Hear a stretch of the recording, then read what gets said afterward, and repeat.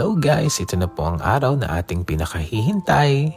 Ito na yung araw ng babiyahe tayo papuntang New Zealand. Kaway-kaway backseaters! 8 AM ang flight ko kaya naman alauna pa lang ay umalis na kami ng Bulacan. Dapat kasi ay 4 hours before ang flight na nandun ka na upang mas maihanda mo ang iyong sarili sa pag-alis. 46 kg ang baggage allowance ko kaya naman 2 maleta ang dala ko. Kaya na nga yung 2 makulit nag-volunteer na natulungan akong magpagulong ng mga maleta. Ayan, ang ending mas bumigat pa. Sumideline pang mag-video ang magbeshi, nakala mo sila yung aalis.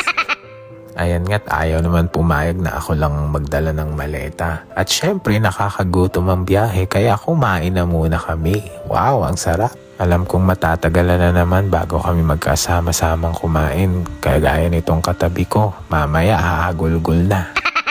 Matapos ngayon ay pumila na ako dito sa check-in upang ilagay na yung aking mga bagahe. Wow, ang tagal nyo ha, 6:20 na. Matapos ko nga mag-check-in ay nagpaalam na ako sa kanila. Pero hindi ko na binideo kasi sobra naman yung iyak ko doon. Pati tulo ng sipon ko baka makita. Dito kami naka-assign sa Gate 103. Ito ay biyaheng China sa Guangzhou. Habang naghihintay nga hindi ko pa rin mapigil yung luha ko. At nahihiya na rin ako sa mga katabi ko kasi singhot ako ng singhot. Yung panyo ko nga ay basang-basa na din. At syempre ayoko namang sabihin nila laki-laking tao, iyak ng iyak. At hindi rin naman nagtagal ay nagbukas na ang gate at tayo pupunta na sa China. Ito yung hallway na pangarap kong lakaran kasi ito ang hudyat na natupad ko yung pangarap ko. Tayo ay isa na talagang certified OFW ulit. Habang naghihintay hindi ko naman napigil na questionin ang sarili ko. Pangarap ko naman to pero bakit ang lungkot-lungkot ng nararamdaman ko? Siguro dahil mapapalayo ako sa pamilya ko. Pero isipin ko na lang ito ay para sa future namin. At may pagkain ng binook ko na flight kaya pa-practicing ko na kung paano ito buksan. At lumipad na nga ang ating eroplano at ipapakita ko sa inyo ang view ng Maynila mula sa taas. Ni hao ma! Welcome to China!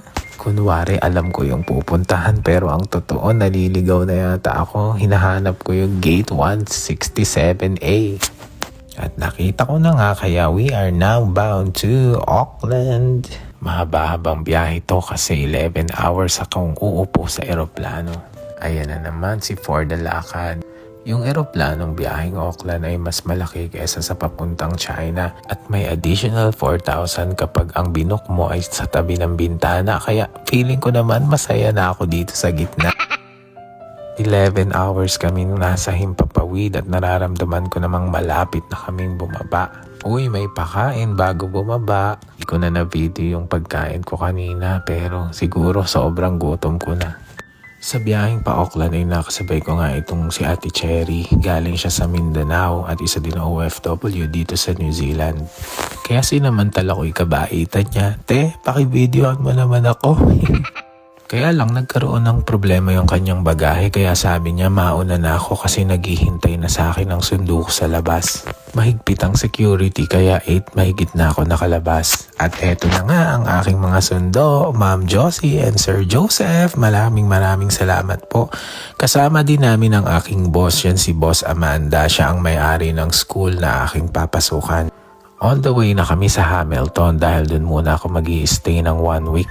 Sa daan pa nga lang ay bubungad na sa'yo ang napakagandang tanawin ng New Zealand habang niyayakap ka ng napakalamig na klima nito. Sabi ko kay Ma'am Josie hindi naman ako lamigin pero bakit ako nagpapalit ng mas makapal na jacket?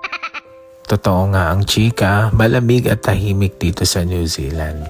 Fresh din ang hangin at malinis ang paligid kaya naman nakakahanga talaga. Ayan na nga ang mga baka. Palatandaan na ako ay talagang nasa New Zealand na. Nasa green list role ang mga teacher dito sa New Zealand kaya naman kung talagang gusto mong mag-apply, dapat simulan mo na. Mahaba ang proseso pero posible. Ako nga nakarating ng direct hire at wala namang agency. Pero dapat ay buo ang loob mo at handa kang yakapin ang pagbabago at kalimutan na din yung mga nakasanayan mo sa comfort zone. Doon mo kasi mas maibibigay ang sarili mo at doon mo mas ma-absorb ang mga aral na ibibigay sa iyo ng mga pagkakataon. At ayan, nadaan pa kami sa bahay ng Reyna. Hello, Queen! Kiaura! O siya, nandito na kami sa bahay. Bukas naman, may palit yung tele si Ma'am at Sir. Bye-bye!